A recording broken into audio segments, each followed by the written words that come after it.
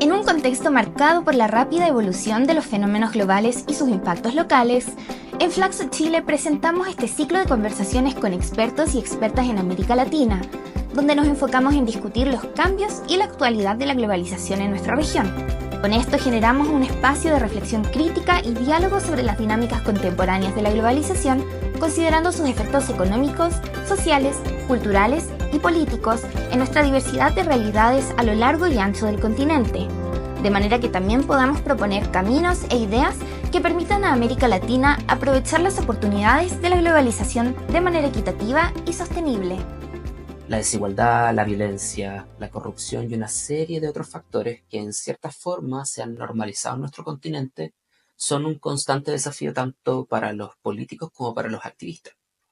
Evidentemente, con el correr de los años y los cambios y desarrollos en las teorías y en las prácticas de esta materia, nuestra región ha experimentado efectos con diferentes intensidades y focos respecto al resto del planeta.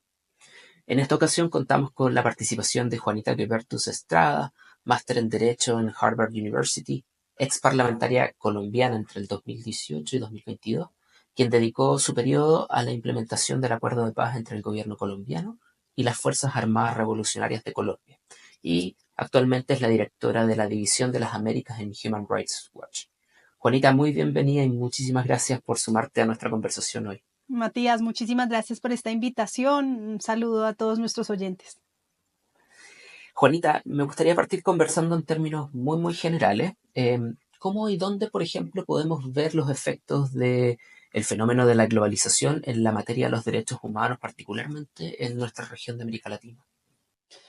Pues Matías, de alguna manera los derechos humanos son un discurso globalizante. La premisa esencial es que aunque tengamos distintas visiones, aunque cada país tenga diversidades étnicas, culturales, hay unos mínimos básicos en los que nos ponemos de acuerdo. De eso se trató la Declaración Universal de Derechos Humanos, de eso es en nuestro contexto latinoamericano la Convención Americana de Derechos Humanos.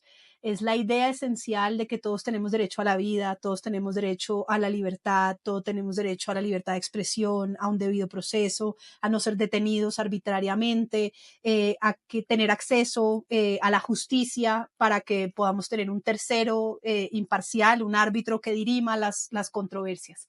Em, Detrás de eso hay, insisto, una pretensión de que aunque podemos ser distintos, tanto ideológicamente, podemos tener visiones distintas de política pública sobre cómo se resuelven los problemas de pobreza, de corrupción, de desigualdad, de inseguridad, aunque tengamos diferencias culturales en torno a cómo es nuestra cosmovisión, cómo entendemos el mundo en nuestros propios países con diversidades, por ejemplo, con comunidades indígenas o con comunidades afro. Eh, Aunque tengamos diferencias religiosas, hay un piso común, hay un mínimo sobre el cual nos ponemos de acuerdo. Y yo lo que pondría sobre la mesa es que, aunque tiene una pretensión globalizante, ha sido un espíritu muy propio de América Latina. Todos los países de América Latina, sobre Honduras, que en ese momento se ausentó, fuimos firmantes desde el inicio de la Declaración Universal de Derechos Humanos. No fue una imposición. Todos los países de América Latina construimos el sistema interamericano de derechos humanos. No fue una imposición, no son estándares ajenos a nuestra cultura. Fue una decisión en un momento dado de nuestra historia propia de lo que vamos a hablar, de experiencias muy duras de lo que significa admitir regímenes violatorios de derechos humanos, regímenes violatorios de un Estado de Derecho. Tiene una pretensión globalizante, pero ha sido una decisión soberana de América Latina de medirse por esa vara. Justamente quisiera tomar este último aspecto que mencionas de una visión más globalizante de los derechos humanos, porque desde una perspectiva global, ¿cierto? Deberíamos entender los derechos humanos como garantizados en cualquier lugar del planeta. Es lo mismo que estabas explicando y es el espíritu mismo de esta convención, ¿no?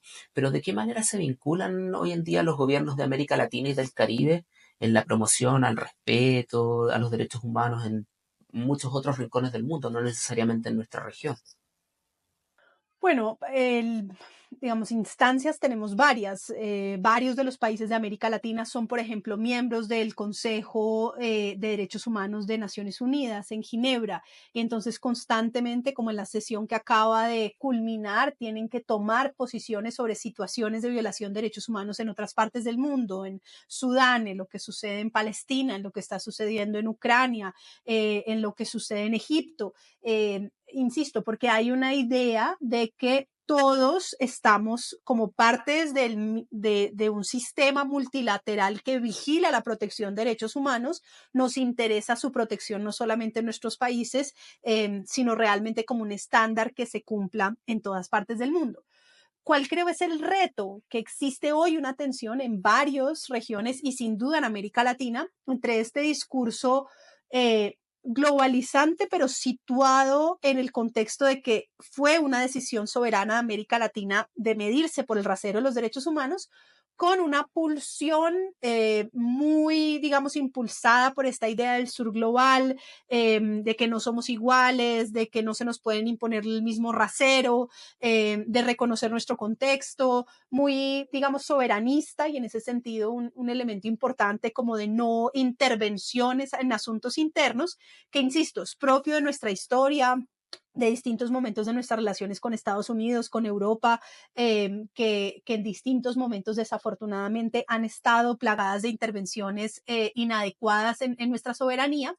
Pero tristemente, esta es la consecuencia negativa, tristemente, buscando que prevalezca un sentimiento de autodeterminación para bajar la barra, no para subir la barra y todos como latinoamericanos decir, insisto, esta es nuestra propia barra, es la barra latinoamericana de los derechos humanos y nos vamos a medir por esa barra, sino el discurso antiimperialista para bajar la barra, para decir, no nos midan porque nosotros acá somos sur global, somos distintos y no intervengan. Y ese discurso ha sido usado por gobiernos desde izquierda, por supuesto, Ortega en Nicaragua, sin duda, hoy en día Maduro en Venezuela, hasta gobiernos de derecha como el de Bukele, sin ningún problema diciendo eso de los derechos humanos es una imposición, es un discurso foráneo. Negando nuestra historia, insisto, latinoamericana de defensa de los derechos humanos, pero sobre todo haciendo un uso perverso de discursos importantes como la soberanía, como la no injerencia en las determinaciones de cada uno de los pueblos, pero en desmedro de la protección de derechos humanos. Ujú. Juanita, me gustaría hablar un poco ahora de activismo en derechos humanos y de la responsabilidad social en lo que podríamos llamar la aldea global, ¿no? La idea de esta globalización en nuestra región.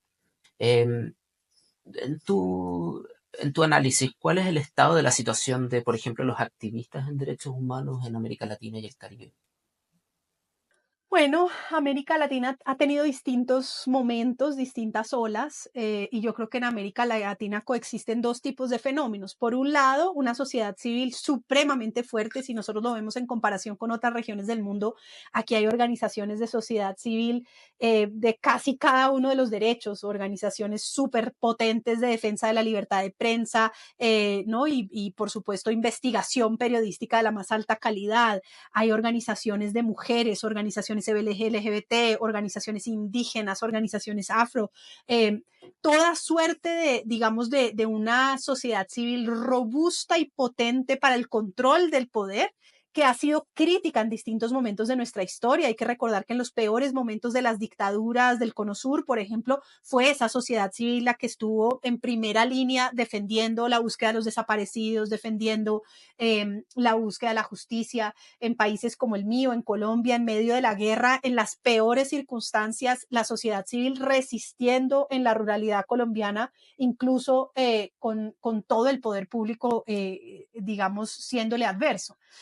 Al mismo tiempo, tenemos un continente en donde ha habido criminalización de sociedad civil, es decir, persecución penal de miembros de organizaciones de sociedad civil por sus críticas, típicamente los casos más graves, insisto, Nicaragua, Venezuela, Cuba, hemos tenido cierre de espacio cívico un poco más implícito, entonces restricción de fondos para organizaciones de sociedad civil, lo vimos en Brasil bajo Bolsonaro, lo vemos hoy en día un poco en México bajo AMLO. Sin duda en Centroamérica una oleada muy fuerte de cierre del espacio cívico en Guatemala, en El Salvador, a través de la estigmatización pública, la denuncia en redes sociales, con toda suerte de lo que llamamos bodegas o grupos de trolls para atacar en redes sociales organizaciones de sociedad civil. Entonces, insisto, ha habido distintas fases en nuestra historia.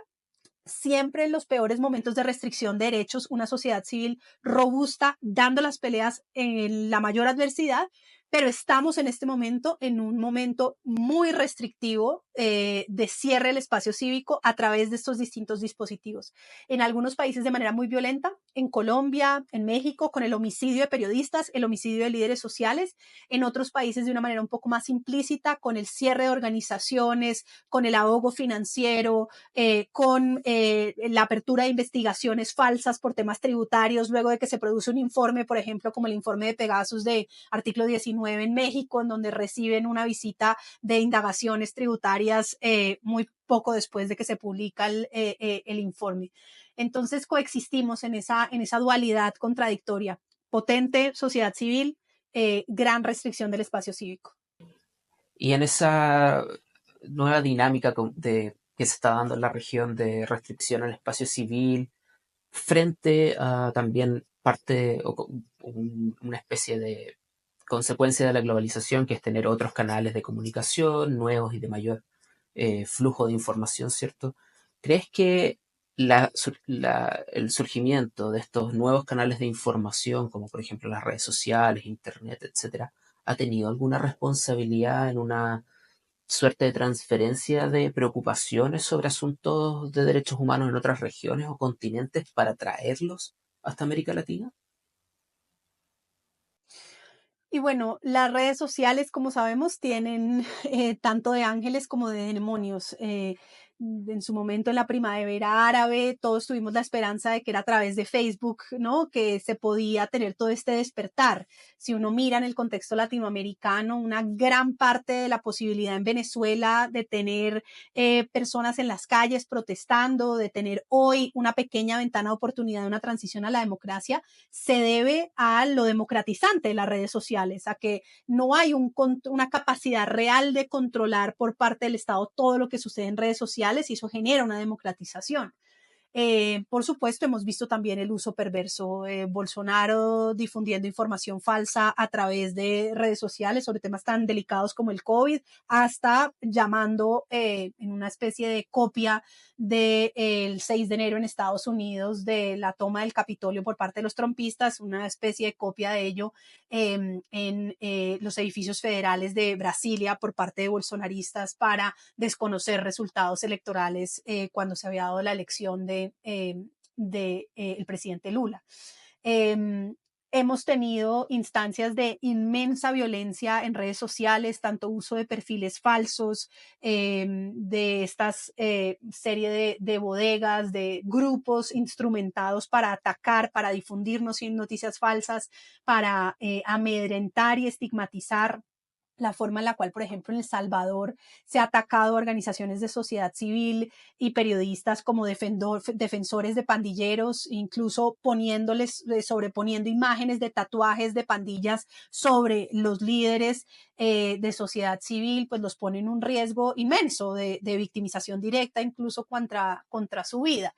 Entonces, sin duda, yo creo que como en todas estas nuevas tecnologías, hay virtudes, sin duda, una democratización del acceso a la información, de la posibilidad de producir contenido, de llegar a distintas audiencias, pero hay también inmensos riesgos de la forma en la cual se utiliza. Tal vez un par de ejemplos más. Guatemala, probablemente el presidente Arévalo nunca habría sido elegido si no hubiera sido a través de su movilización en TikTok.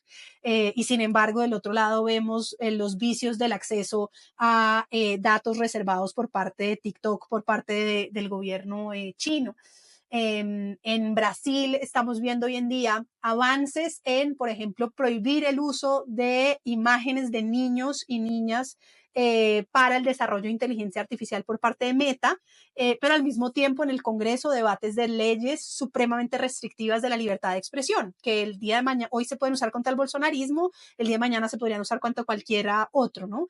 Entonces, esta tensión de derechos constante entre la honra, la garantía de que defendemos la verdad, de que tenemos acceso a información de calidad para poder participar en democracia y para que, en últimas, la esencia de la democracia, que es que tomamos decisiones y pues esas decisiones tienen que ser informadas para poderlas tomar popularmente, pues no se rompa. Tiene que ponderarse con la libertad de expresión, porque si no, el día de mañana cualquier otro está en el poder y hay una restricción arbitraria de ese espacio. Yo creo que los esfuerzos de Meta de tener este oversight board y de tratar de tener procesos de moderación de contenidos son el camino en la dirección correcta. Creo que vamos supremamente lento. América Latina, por ejemplo, en el caso de Facebook, hay muy pocos moderadores de contenido que sepan español, que sepan portugués, que sepan creol, el caso de Haití. Eso hace que en contextos, contrario a lo que pasa en otros lugares, en el norte global, en donde hay cantidades de moderadores de contenido en inglés que pueden ayudar a poner sobre la mesa controles para evitar que el tipo de cosas que sucedieron en Estados Unidos durante la elección de Biden, cuando Trump intentó desconocer resultados, no se repitan. No tenemos esas mismas herramientas puestas en marcha en América Latina. Yo creo que deberíamos trabajar más en esa dirección justamente para lograr esa ponderación precisa entre libertad de expresión y acceso a información pública veraz para la toma de decisiones en democracia. Y además de este aspecto, ¿crees que hay otros lugares donde se debería trabajar tal vez con mayor énfasis para proteger y promover también el trabajo de estos activistas en derechos humanos? Bueno, digamos, más allá del escenario virtual, como decía, tenemos distintos tipos de ataque a líderes de sociedad civil y defensores de derechos humanos.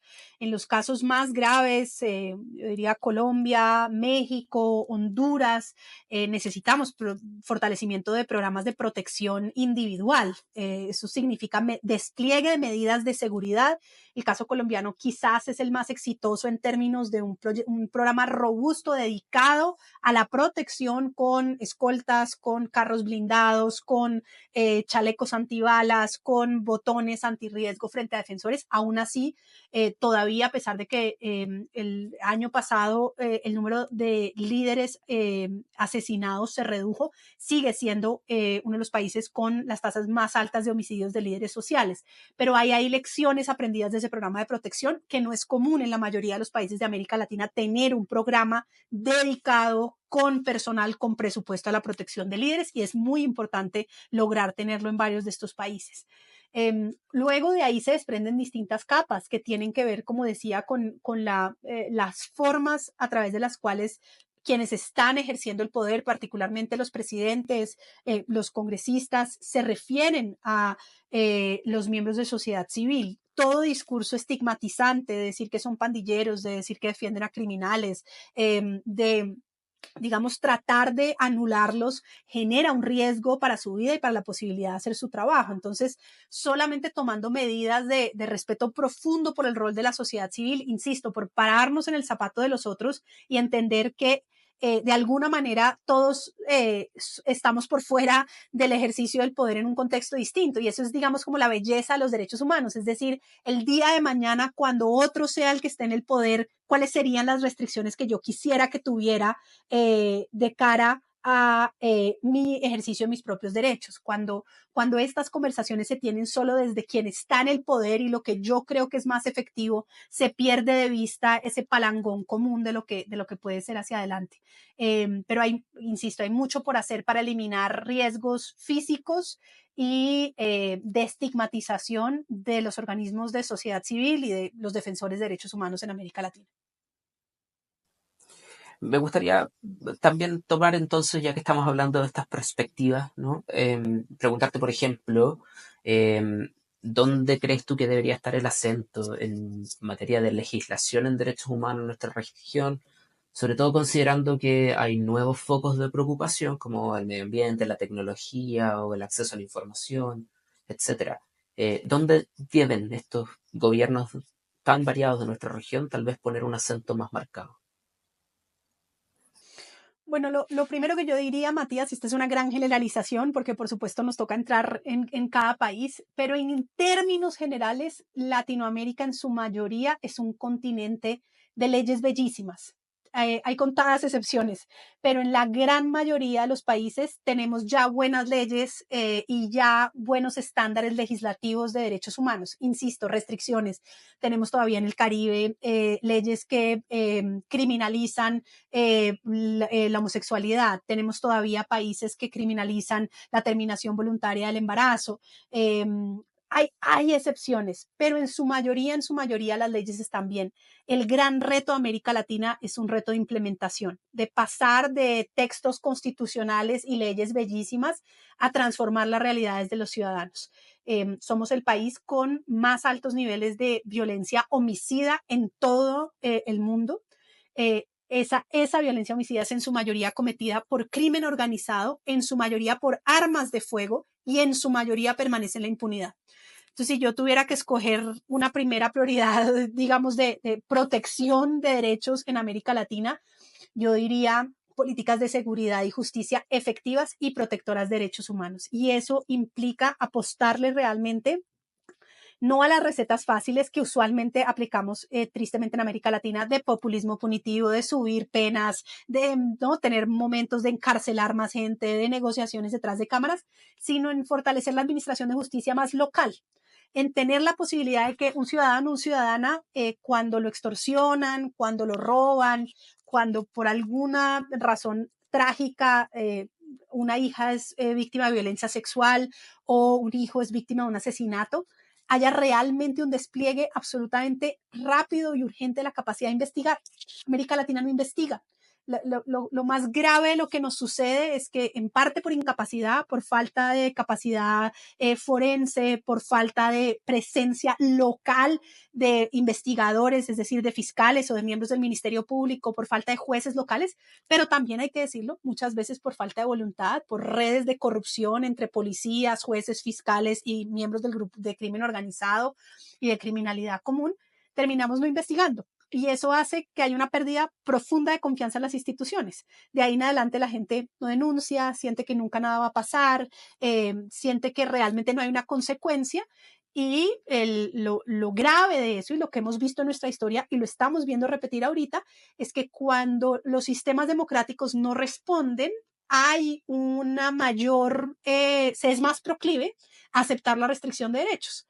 No es gratis que en un país como El Salvador, que hace tan solo 10 años tenía una tasa de homicidios de 105 homicidios por cada 100.000 habitantes, pues haya hoy un deseo por mano dura, incluso si eso implica suspensión absoluta del debido proceso. 80.000 personas privadas de su libertad en 2 años de estado de emergencia, sin debido proceso, sin órdenes de captura, sin explicar cuál es la razón por la cual se le está persiguiéndolos por asociación ilegal, sin ninguna evidencia física de participación en un delito violento. O sea, nada más contrario, insisto, al derecho humano de que nadie sea perseguido arbitrariamente.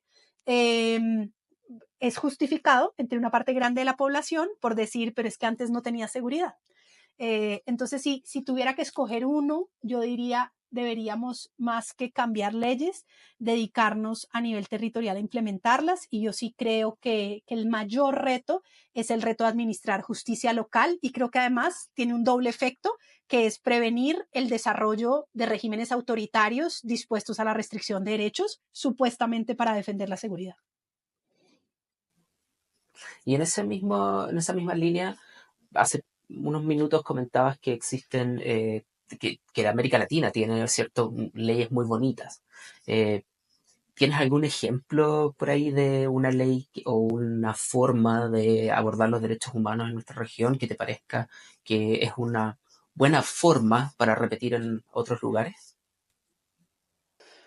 Entonces, en general hemos venido teniendo un constitucionalismo muy bello en términos de cartas de derechos. Las cartas de derechos de las constituciones, casi incluso la venezolana, pero la colombiana, la ecuatoriana, la boliviana, unas cartas de derecho muy robustas en términos de derechos. pasos positivos, acciones concretas para la protección de derechos, el derecho a amparo, el derecho a tutela, que es una herencia del derecho constitucional alemán y español, son mecanismos muy importantes de protección de derecho en América Latina.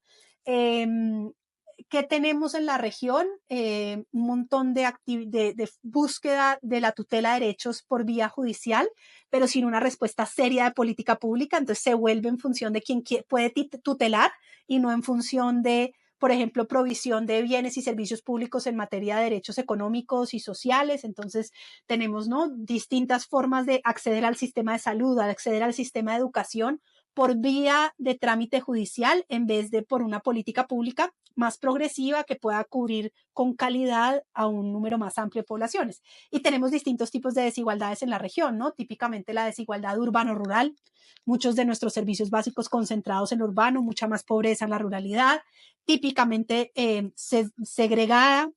América Latina tiene más pobreza indígena, más pobreza afro, tiene más pobreza, tiene más criminalización. El caso de Brasil es muy claro, más criminalización de población afro, por ejemplo, siguiendo muy la experiencia perversa de Estados Unidos, desafortunadamente. Eh, entonces, digamos, yo creo que ahí insisto, buenas cartas de derecho tenemos, buenos mecanismos de tutelabilidad o de amparo de derechos tenemos en varios de los países, pero enormes retos en términos de cobertura de la política pública, particularmente en temas de derechos sociales y económicos, pero también sin duda derechos civiles y políticos, como el que decía de falta de acceso a la administración de justicia a nivel local. Juanita, para cerrar un poco este bloque o este tema de perspectivas en derechos humanos, ¿hacia dónde crees que podrían apuntar los nuevos desarrollos y también las nuevas presiones políticas desde nuestra región en materia de derechos humanos, pero particularmente en los foros internacionales?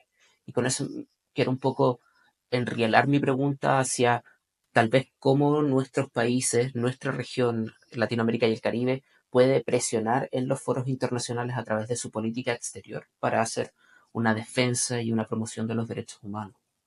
Pues yo me devolvería, Matías, a lo que decía al inicio. Yo creo que sobre todo voces muy fuertes internacionalmente como la de México, como la de Brasil, vienen haciendo un poco este argumento de los dobles estándares, particularmente en contra de Estados Unidos, a veces de Europa, decir, ustedes tienen dobles estándares, nos someten a nosotros a ciertos estándares, pero ustedes mismos no se someten a esos estándares. Sin duda, yo creo que en el caso de Estados Unidos, recientemente la contradicción en su búsqueda, por ejemplo, de justicia penal internacional frente a Putin en el caso de la invasión a Ucrania, y no así el respaldo a las órdenes de captura contra Netanyahu en Israel por crímenes cometidos en Gaza, así como, por supuesto, a los líderes de Hamas, pues lo deja un país como Estados Unidos muy vulnerable entre críticas de países como Brasil y como México con AMLO, de este doble estándar. Dicho eso, yo creo que eso que ha logrado hacer América Latina muy bien debería hacerlo para enaltecer los más altos estándares y en ese sentido estar dispuesto a medirse con esa vara de los más altos estándares. Yo lo que diría es que mi preocupación es que de la mano de líderes como Lula, como AMLO, y varios han seguido ese camino porque aprovechan, insisto, en todas las vertientes ideológicas, ese discurso le sirve a Maduro, le sirve a Bukele, en fin, tratan de hacer uso de la no injerencia, del discurso soberanista para debilitar el sistema de derechos humanos.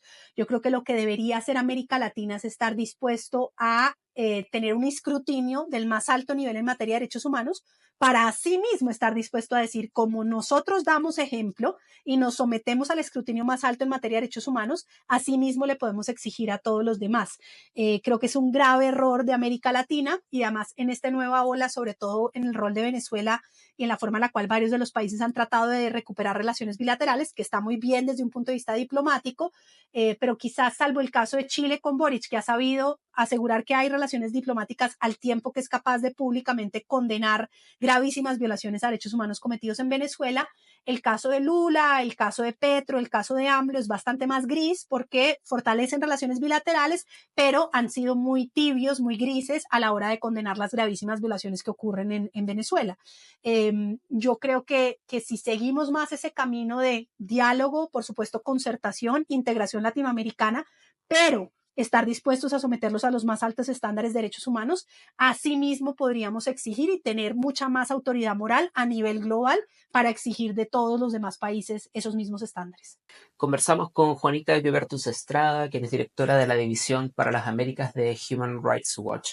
Juanita, lamentablemente se nos acabó el tiempo y quisiera agradecerte muchísimo por compartir con nosotros hoy y, por supuesto, queda la puerta abierta y esperamos tenerte muy pronto de vuelta en Flaxo, Chile. A ustedes por la invitación, un gusto haber estado en Flaxo Chile y un saludo a toda la audiencia.